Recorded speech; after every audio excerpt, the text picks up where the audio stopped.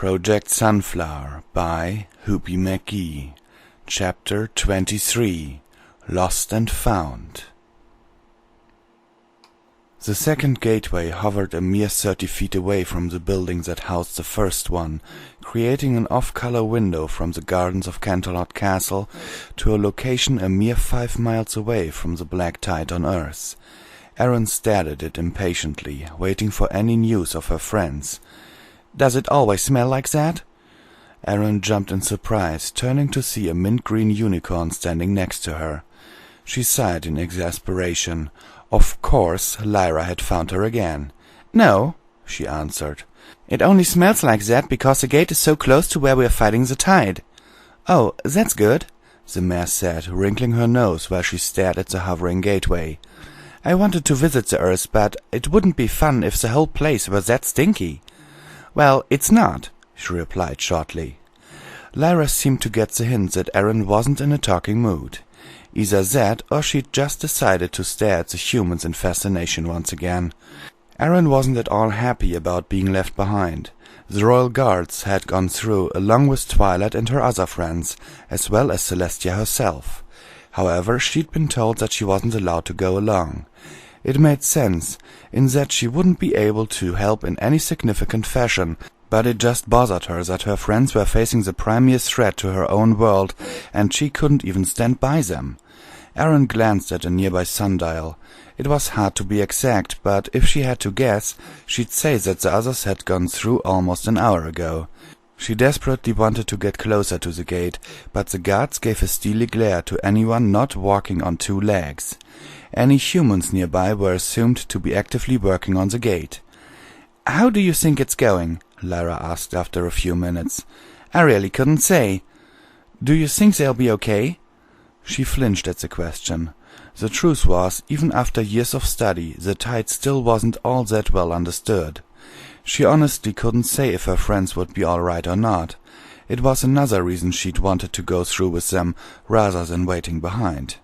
Knowing your friends could be in danger and you couldn't do anything to help was horrible.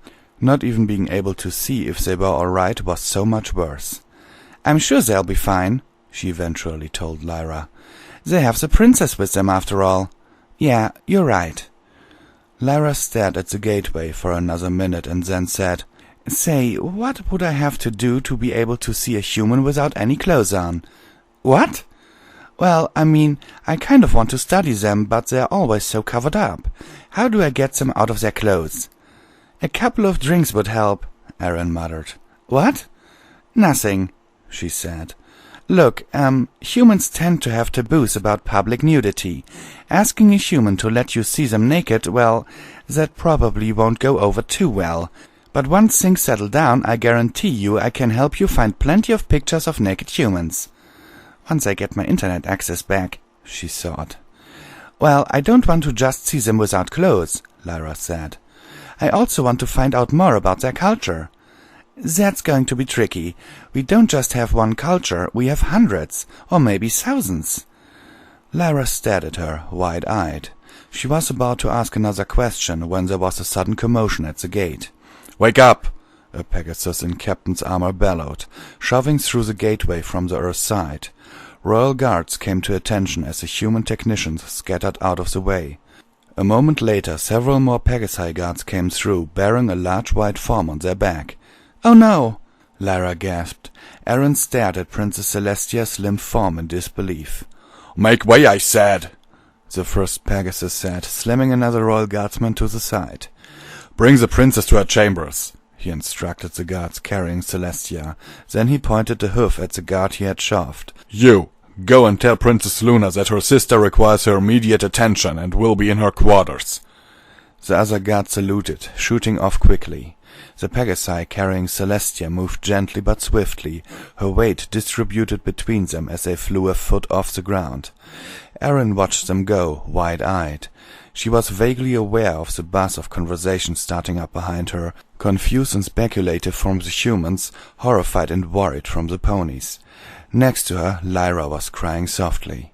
Erin turned back to the gate, trotting forward in anxiety. She hadn't seen Twilight and the others come through yet, and her only thought was seeing if they were all right. The few remaining royal guards were too distracted to stop her before she had jumped through the gateway, startling the human soldiers on the other side. The human soldiers eyed her warily, but didn't try to interfere with her as she looked around for her friends. She stopped in stunned disbelief when she saw the tide. It was familiar, in a way. She'd seen it many times on the news, but being in the presence of it, it was so huge. She shook her head. She had more important things to worry about now. She started trotting down the slight hill, looking for her friends. She didn't have to look for long. Several trucks came roaring up the road towards the gateway. She stepped off the road as they passed her, kicking up a cloud of dust. She could make out the forms of several ponies in the back, so she turned and ran after them. More dust was kicked up in her face as the trucks pulled farther and farther ahead of her. The trucks stopped, and the ponies all jumped out, the unicorn and earth pony guards first, and then her friends. The guards quickly ran through to Equestria. She had just reached her friends as they approached the gateway. "Are you all okay?" she asked, relieved to see that they all looked unharmed. "What happened?" "Something powerful hit Celestia," Applejack said shortly, talking as she trotted quickly towards the gate. "We don't know what, but it knocked her clean out." "She came through a couple of minutes ago," Aaron said. "They took her to her chambers, and they're getting Luna to come and see her." The ponies seemed extremely upset, and there was a grimness to most of them that was surprising, especially from Pinkie Pie. The exception was Fluttershy, who was racked with sobs as Rainbow Dash helped her get through the gate. Aaron trotted up next to them, not sure of what to say, but wanting to do something to help comfort her friends. She got next to Twilight and glanced over. Her friend was scowling ahead of her, staring fixedly on the gate a short distance ahead. Aaron could see that she'd been crying, but right now the unicorn just looked furious. "Twilight," Aaron said, "I just wanted—" "Don't even talk to me!" Twilight cut her off coldly. Aaron stopped staring at her in shock. Twilight stepped through the gateway as her friends did, then turned to look at Aaron on the earth side of the gateway. "If you humans hadn't come here," she said, low and angry, "then none of this would have happened. Celestia would be fine right now instead of... Twilight glanced away, choking back a sob. Her horn started glowing, a purple nimbus surrounding it. She looked back up at Aaron, cold fury in her eyes. "I wish you'd never come here," she said grimly. Then, wrapped in a purple glow, the emitters on either side of the gateway suddenly tore themselves out of their housing, sparking and crackling. The gateway blipped out of existence. Aaron stood there, staring forward for a few minutes, mind reeling and feeling like she'd been punched in the gut. After a while she realized that she'd been crying and hadn't even noticed. She shook herself, physically and emotionally, and noticed the baffled soldiers standing next to the ruined harmonic emitters.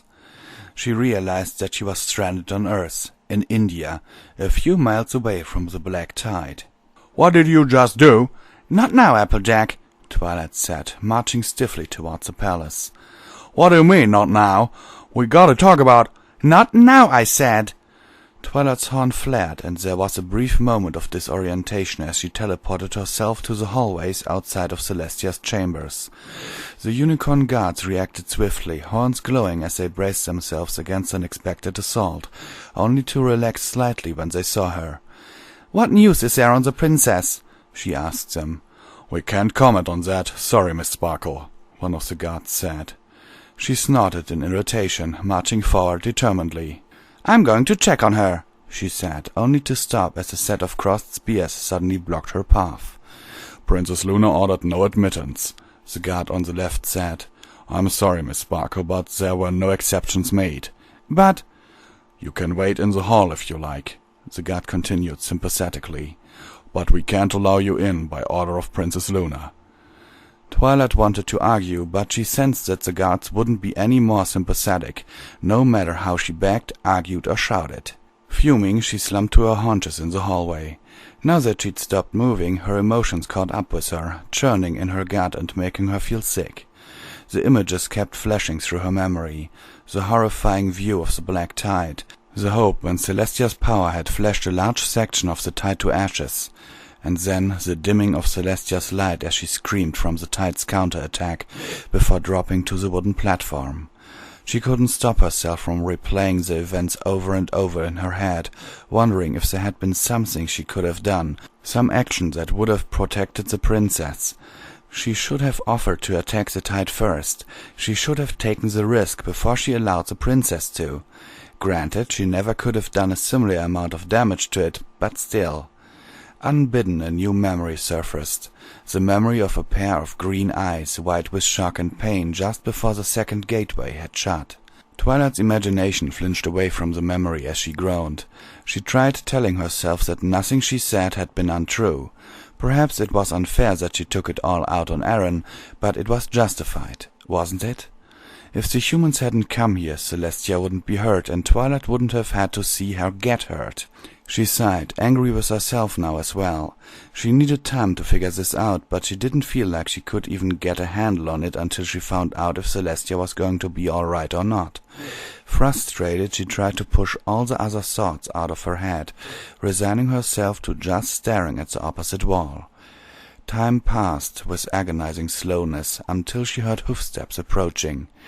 She shot up just as Celestia's door opened, Luna stepping out into the hallway. The Princess of the Night looked startled to see her there, but turned first to the guards as she gently shut the door with her magic. "She is to rest, undisturbed by any pony," Luna said. "If any pony should ask as to her condition, simply state that she will be well with some rest and that she is not to be disturbed for any reason. You may tell any pony who threatens to disturb my sister's rest that they shall be arrested if they don't move on." "Yes, Princess," the guards replied, saluting. Luna turned to regard Twilight with an unreadable expression. "Will she really be okay, Princess?" Twilight asked, her heart aching to know. "Twilight Sparkle, I am glad to see you," Luna replied. "Walk with me." The princess turned to walk down the corridor, and Twilight hurried to keep up. Unlike Celestia, who usually matched her pace to the shorter-limbed ponies, Luna walked at her normal pace down the hall. Twilight had to trot at her side to keep up. Something about Luna's demeanor told Twilight that she should remain silent until the princess indicated that it was all right to talk again. Quickly they reached Luna's private chambers. The guards outside her door saluted as they entered, and Twilight felt a vague curiosity rekindle as they walked inside. She'd never been in Luna's private rooms before. She was surprised to see that the decor was much brighter than she'd expected, with the high ceiling painted a sky blue. Across the ceiling, on tracks so cunningly devised that they were nearly hidden, false clouds skittered by, and a large golden sun tracked a path across the sky. "Clockwork," Luna said, seeing Twilight gazing in wonder at the display. "Devised centuries ago by a rather cunning earth pony mechanist during our banishment. I knew I wanted these rooms as soon as I saw it."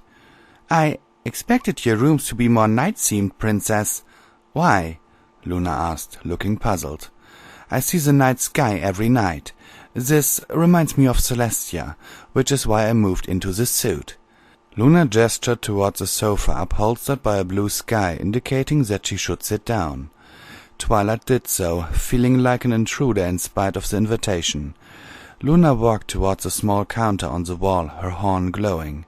A tea kettle levitated up and over a tap, which began filling the kettle. "Yes," Luna said as she filled the kettle. "She will be fine. Her magic, body and mind are exhausted, but she shall recover given time. But as she is currently unable to tell me what happened on Earth, I must now ask you. Tell me, in as much detail as you can, what transpired when you went against the black tide." Twilight let out a pent-up sigh of relief. She felt a great deal of her stress and worry melt away at the news that Celestia would recover. What had happened was still horrible, but not unrecoverable. Luna didn't bother putting the kettle on a stove. Instead, she simply heated the water with magic. Within seconds the kettle began whistling, and Luna took a silver tea service and several types of biscuit from the counter and brought them to the low table near the sofa Twilight was sitting uncomfortably on. She cringed as Luna began pouring her tea for her. It wasn't right for the princess to serve her tea. It should be the other way around. but Twilight was too uncomfortable to say anything, so she awkwardly took the cup that Luna gave her, using her own magic to float a couple of sugar cubes into her tea. She took a sip while organizing her thoughts, flinching at the scalding heat. Luna looked anxious. "Is it not to your liking?" she asked, and Twilight shook her head. "It's not that, it's just too hot right now." Luna looked relieved, and Twilight put the cup and saucer back on the table for the moment. Then, gathering herself, she related the day's events to Luna. The Night Princess listened intently, occasionally interrupting with questions or asking that Twilight skip certain parts that she wasn't interested in. She didn't care about the humans' anti-tide efforts. She only wanted to hear what the ponies had done and what had happened to her sister. When Twilight finished, she tried her tea again. Still hot, but not scalding anymore. It was actually a very nice chamomile tea, very soothing and relaxing. Twilight sampled a cookie while Luna gazed into the distance, her teal eyes focused on nothing in particular. "And you felt nothing yourself?" she asked after a moment. "No, Princess," Twilight responded. That had actually been the most terrible part of the whole ordeal, knowing that Celestia was being attacked, but not from where or how, and not knowing how to help her mentor. "Well, we shall have to discontinue any efforts to directly combat the tide," Luna said resolutely. "I'm glad," Twilight said honestly. She was sure she'd be having nightmares about that thing for weeks at least. She could still smell the chemicals from the toxic mud in her coat, and suddenly longed for a shower. "'Tis a pity, though," Luna said with a sigh. "It sounds like we may have made some definite progress against it before this counter-assault." "Yes, Princess Celestia managed to destroy a large portion of it before. Whatever happened, happened." "How large?" "Well, of the nano-ring, I think she destroyed about a mile or two in either direction, at least. For the tide itself, perhaps a semicircle of about a mile radius. Barely anything compared to the entirety of the thing, but better than the humans have done so far." "A pity," Luna said sincerely. Then she looked at Twilight curiously. "I am wondering, is something else on your mind?" Twilight blinked in surprise. She hadn't thought she was that transparent. "Well, Princess, I think I may have done something bad." "Please explain." I was upset. Erin came through the gate, and I told her that it was a human's fault for coming here, and that I wished she'd never come to Equestria. And then I pulled the emitters apart, causing the gateway to disappear." Luna looked disturbed by the admission. "Surprising," she said, and then frowned. "And disappointing as well." Twilight flinched at the statement, and Luna sighed. "You are not my student, Twilight Sparkle, but in this I ask that you allow me to instruct you. Celestia neither asked for nor required permission from Erin in order to undertake this action. She knew that there would be dangers, and she chose to take the risk in any case. The consequences of her actions are hers alone, and it is not for you, nor any pony else, to ascribe the responsibility for those actions or the results thereof to any pony else. Doing so suggests that Celestia isn't wise enough to make her own decisions, or strong enough to bear the outcome of her own actions. You belittle her by behaving in such a fashion." "I know that," Twilight said miserably, though she hadn't thought about it exactly that way before. "I was just so angry and upset." "Even more disappointing then," Luna said with disapproval. "You are an extremely potent magician, Twilight Sparkle. You are also the element of magic, and one such as you cannot allow emotion to sway your judgment in such a fashion. I am not telling you that you are not allowed to feel emotion, of course, as suppressing can be even worse than expression. However, it is vital that ponies such as ourselves, who have power above the average pony, exercise restraint in our actions, commensurate with the extent of our powers." Luna sighed and then added, "Not doing so can only lead to tragedy, as Equestria discovered 1,000 years ago. Believe me, Twilight Sparkle, I know what I am speaking of." Yes, Princess Luna," Twilight said, sniffling. She felt shame down to her hoof-tips. Luna sighed again and lifted herself off her couch, levitating the cups and kettle behind her. "I need to make some arrangements," she said. "Celestia's absence will complicate things for a while. You, on the other hoof, should go see your friends. Tell them, and any pony who asks, that Celestia shall make a full recovery shortly." Once again Twilight found herself cringing, this time in anticipation for the tongue-lashing she was sure to get when she met up with her friends. "Yes, Princess," she said. She stood up off the couch, walking morosely towards the door and letting herself out. Nothing for it but to get this over with, she decided, and set off to find the others. Twilight found her friends in their shared dining area, though they weren't eating. She interrupted a conversation as she opened the door, all of them looking at her as she walked in, head down. She noted that they all seemed to have showered recently, and decided that they probably wouldn't give her a chance to do so herself before either Applejack or Rainbow Dash started grilling her. It turns out that she was almost right. Applejack opened her mouth as soon as she opened the door, but Rarity got there first. "Before any pony asks you whatever it was that you could have possibly been thinking when you said those dreadful things to Aaron, before stranding her on Earth, I believe we would all like to know if Princess Celestia will recover fully or not." "Oh, yes. She'll be fine. She just needs rest, according to Luna." "Why, that's wonderful news," Rarity said, beaming. Then the expression vanished from her face. "Applejack, you're up." "Just what in the hay were you thinking, girl?" Applejack said, jumping to her hoofs and stalking towards her. "Do you have any idea what it is you have done?" "I'm sorry," Twilight shouted. "I was upset, okay? I wasn't thinking clearly." "You weren't thinking clearly?" Applejack snorted. "You weren't thinking clearly when you told Erin that you wished she'd never come here? When you left a good friend of ours right next to the horrific monstrosity that just managed to knock Princess Celestia for a loop? Is that what you're saying? That all happened because you just weren't thinking clearly?" Applejack was nose to nose with her right now. In spite of her guilt, Twilight started feeling angry. It didn't help that she had, somehow, forgotten about Erin's proximity to the tide when she'd destroyed the gateway. The extra guilt helped to fuel her anger. "That's right, I made a mistake," she snapped back. "I was so mad that the princess got hurt, that I couldn't do anything to stop it, that I lashed out at Erin." She wiped a hoof across her eyes, clearing away the tears. "I know it was wrong, okay?" she continued. "I've had a lot of time to think about it, and I know how horrible it was that I did that, and I want to make it up to her as soon as I can." "Do you now?" Applejack asked, eyes narrowed. "Well, it's good I don't have to try and buck any sense into that sick head of yours." "Maybe you still should, Applejack," Rainbow said, scowling. "She may be due for a good buck to the head anyway."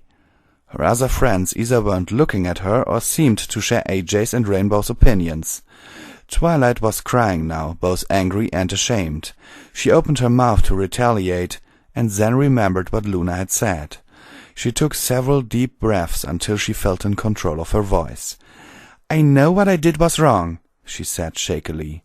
"And I'm sorry for what I did, and I'll tell Erin that too, once I see her again.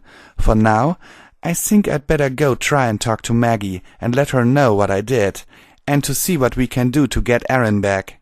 She turned to walk out of the door again, thinking regretfully of the shower she had to delay still further. But she knew this was the right course of action to take, and the only way that would allow her to start trying to make things right. Applejack's hoof on her shoulder stopped her. She looked back at the farm mare, annoyed, and also a little scared that AJ might try to deck her, but she saw her friend smiling at her instead. "Now that's the right thing to do," Applejack said. "And if you like, I'll come along too." "Me too," Rainbow Dash said. "Me three," Pinkie said, bouncing to her hoofs. I'll be there in spirit," Fluttershy said. "And I'll stay with Fluttershy again," Rarity said.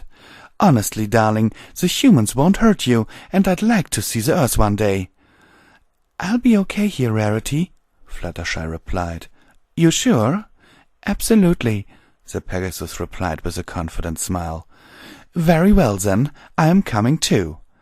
The 5 friends, 6 if you count Fluttershy's spirit, set off to the gateway to the Harmonix lab.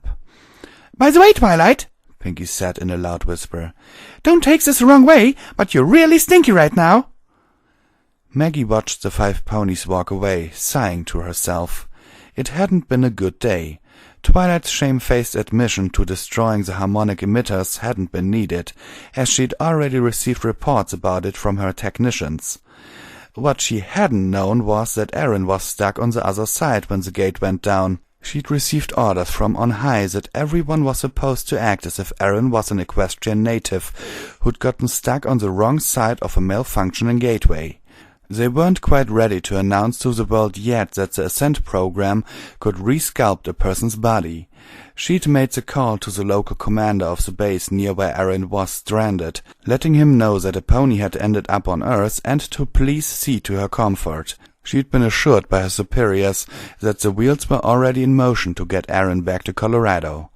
The ambassadorial staff was in a tizzy, trying to head off what they were sure was going to be a major international incident with Celestia's injury. They'd offered the best medical doctors that the Earth had to offer. They were thanked kindly, but their offers were universally declined. The ponies assured them that their princess would recover fully, given time. Maggie sure hoped so. She'd seen the footage, and it had been damned impressive. If that's what the princesses were capable of at half power, working with stored magic in a torque, then she was intensely curious what they would be like on their home turf. Probably like nothing they'd ever seen before. She hoped that Aaron would be all right. Being stranded as a pony on Earth had to be an uncomfortable experience. "You are okay, Pony?" the guard had asked her in rough but understandable English. Aaron had nodded, and the soldier radioed into the nearby base, talking rapidly in Hindi and then again in English. Fairly quickly a truck had returned and brought her back to the nearby base, where she was shown into the tent of the CO. He'd welcomed her to Earth on behalf of the human race, and offered to try and find some hay for her if she was hungry. Aaron declined politely. The emitters, she found out an hour later, were completely beyond any repair whatsoever. The scientists, all from the harmonics lab, had known who she was, but orders called in from on high told everyone to keep their mouths shut. As far as anyone on Earth was to know, Aaron was actually a pony from Equestria who'd accidentally gotten stranded on Earth. She had no idea why that was, but she was glad now that she hadn't corrected the CO's misunderstanding. The story was that she was going to be sent home via the other, still functional gateway in Colorado, half a world away. In the meanwhile, it was tricky dealing with all the eager soldiers and support staff, some of whom barely spoke English or didn't speak it at all, who wanted to come up and ask her questions or simply gawk at her. She was assigned a tent. She didn't leave it unless absolutely necessary, until the transport arrived to bring her to the airship on the second day. The first plane was an army transport, full of curious troops on their way back from the front lines. They asked her questions, snapped pictures with their phones, and were, all in all, very excited to see her. Aaron, naturally, found the attention to be uncomfortable, but reminded herself that she was the first equestrian representative that these people had seen, and did her best to smile and be pleasant. The first transport took her to another base, where she spent the night. Then another transport, this one empty of everything but some broken machinery, took her to a third base, where she was immediately shuffled onto a twin-engine Cessna with a modified couch hastily bolted down in place of one of the passenger seats. The pilot of the Cessna was an independent contractor named Jack, who peppered her with questions about Equestria and how the ponies viewed humanity. Aaron once again found herself in the odd position of representing ponykind to humanity, answering the questions as best as she could. At the end of that flight she found herself in an independent airport, some distance away from Paris, France.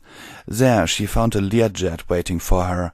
Once on board, she found another modified couch, this time with an actual seat belt bolted to the floor by one of the windows. To her surprise, she wasn't going to be the only passenger on this flight to New York. Several people in suits got on, both male and female, and Aaron discovered they were security agents from the International Committee of Human Survival, assigned to see her safely through the rest of her trip. They peppered her with questions for nearly an hour before Aaron, feigning yawns, pretended to nod off. After a short while she was no longer feigning sleep, snoring gently in her couch. She would have been mortified to know that the general consensus from the humans looking at her went along the lines of, Oh. She was groggy and disoriented when they finally landed in a backwater airport in the state of New York.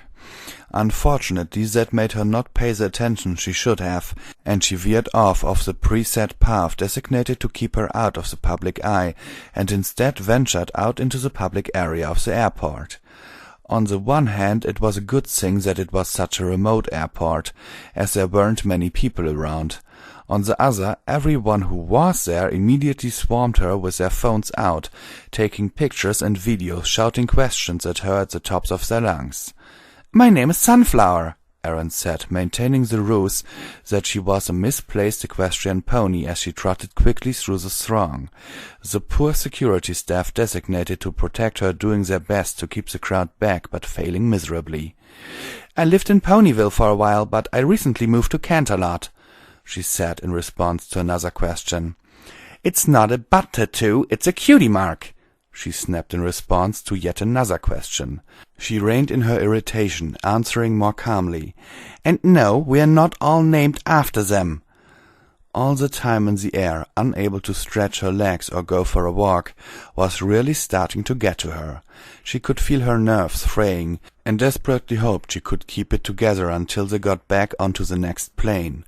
One of the agents, perhaps sensing her distress, said loudly, "Ma'am, we advise you to stop answering questions." She gratefully took the agent's advice and shut her muzzle.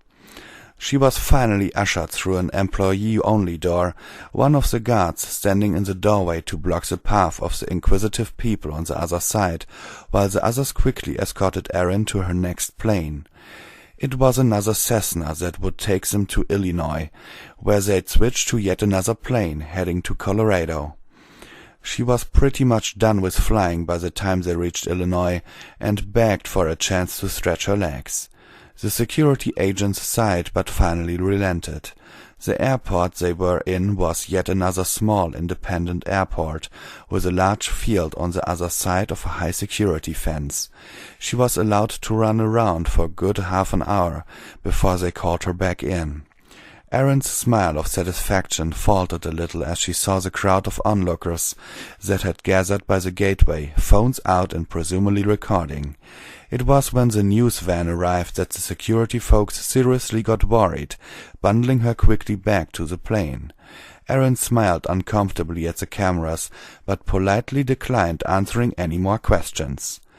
Collapsing into her couch with a sigh, she closed her eyes, just wishing they'd hurry up and get her back to Equestria already. A middle-aged couple in Cottage Grove, Minnesota, sat in matching recliners in front of their wall-mounted flat screen. The woman knitted, making a hat for her first grandson. The husband nursed a beer that his neighbor had brewed up, a stout he called Nasty Munchkin.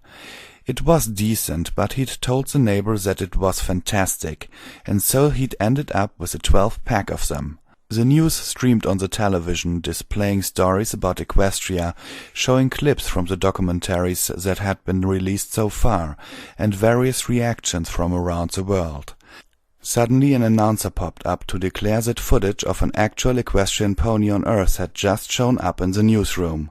Both husband and wife had their attention rived to the screen as the badly focused and shaky footage displayed a small light brown pony with an auburn mane being escorted by several security people.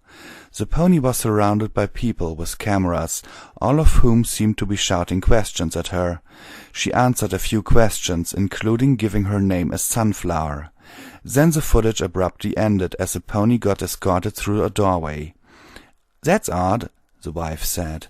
"What is?" "That pony sounded just like Erin."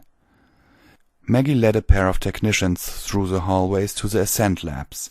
She had been asked to get the lab warmed up and ready for Herman and his team's arrival next week, and that meant bringing up a separate mainframe, making sure all the terminals worked, and to start the process to warm up what the Ascent crew called the goo baths, where humans went in and ponies came out. Or, once the team arrived, Erin the pony would go in and Erin the human would come back out. Erin herself was due back in the compound tomorrow, having skipped from plane to plane in an attempt to get back to the States. Maggie punched in her code and the door slid quietly open. "Here we go," she told the techs. "Go ahead and start things. What the heck?" The lights were already on, and the terminals were all glowing. She felt a brief surge of annoyance. This whole lab was supposed to be mothballed when Herman and his team had left. No wonder the power supply to the rest of the compound had been so erratic if this lab had been running the whole time. "Well, I guess that makes our job easier," she said sardonically.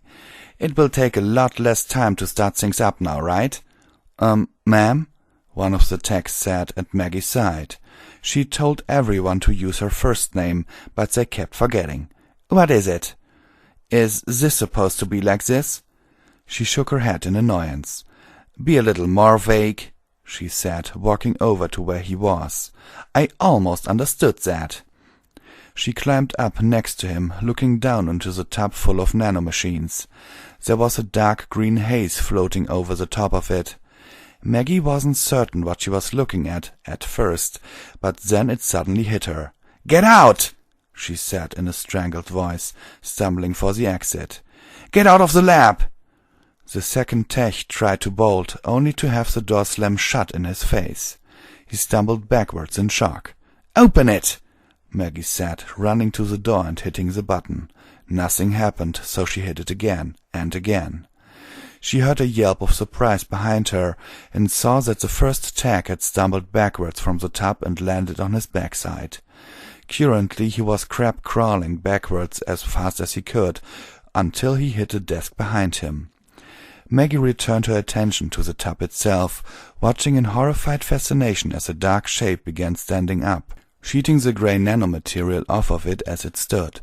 A horn of emerald protruded from the top of the equine head, glowing green eyes flashing from its face. The coat of it was a similar dark green in color, and the shadows that had hovered over the tub now made up the creature's mane and tail, billowing and flowing in an absent parody of the equestrian princesses. In the near black mane, sickly green lights blinked and faded in and out, shifting constantly. "Face sprites," Maggie realized. "Its mane is made of face sprites." The gigantic beast stepped out of the tub, flaring the enormous wings at its sides. It shook itself slightly, and the rest of the grey nanomaterial fell away from it. "Ah," a deeply masculine voice said, echoing around the chamber. "What a magnificent machine that is, and what a fine job it did for me, once I gave it the proper instruction." The green alicorn turned to look at her, giving her a smile. "I apologize for the doorway. I couldn't have you folks running around and willy-nilly and raising a fuss now, could I?" He stepped forward, flexing his wings, and looking back at his buddy in frank admiration. "Do you know," he said, "that you humans have perfected a means of immortality that put my own to shame? I am very impressed, quite honestly, and not just because I now inhabit perhaps the most powerful form ever seen. Ah, which reminds me." The creature's horn glowed briefly. All around the room terminals exploded in a shower of sparks. Maggie heard a thud and turned to see the main frame, which controlled the nanomachines themselves, pouring smoke out of every vent. "That should prevent anyone from copying or surpassing me, at least for a while," he said with a smug satisfaction. "What do you want from us?" Maggie managed to ask through her fear. She'd seen the tapes. She knew what this creature was, or rather what it had been, when it had possessed a terrified Erin, running her almost to death through the forests of Equestria. "Nothing you won't willingly provide for me," Malachite said, in what may have been intended to be a soothing voice. "First, though, I shall require some sustenance. I am terrible hungry." Maggie felt the cold grip of terror as she remembered what the face sprites ate. Malachite saw the look on her face and laughed. "Have no fear, I don't mean to eat you," he said. "This body is designed to keep the face sprites happily fed, but it still needs food of its own. I could simply murder a bowl of pasta and a glass of wine right now." Then he stepped forward again, looking down at Maggie. She realized that Malachite was now perhaps a foot taller than Celestia, who she'd had the brief pleasure of meeting when she'd gone through the gateway a few days ago. "But then it will be down to business. I wish to speak to your Robert Thompson, the one who's in charge of leading the resistance against the Black Tide. I have a proposal for him that he might find interesting." Malachite smiled at her benevolently. "My dear," he said, "you're in luck. I have a plan to take care of this pesky Black Tide problem for you."